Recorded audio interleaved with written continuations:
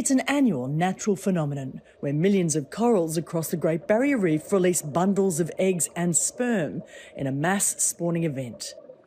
Researchers capture some of those bundles and rear them in a floating nursery as part of a coral regeneration project. It allows us just to put those baby corals after a week of development back down where they're needed most on neighbouring reefs that are struggling. What's different about this project is that First Nations rangers are working side by side with scientists, sharing knowledge handed down over generations. We have this generation connection with the Great Barrier Reef, and it's almost symbiotic, so whatever happens to the reef happens to us, whatever happens to us happens to the reef. The reef itself is called European. Indigenous rangers are also working with tour groups, sharing lessons from their ancestors through storytelling.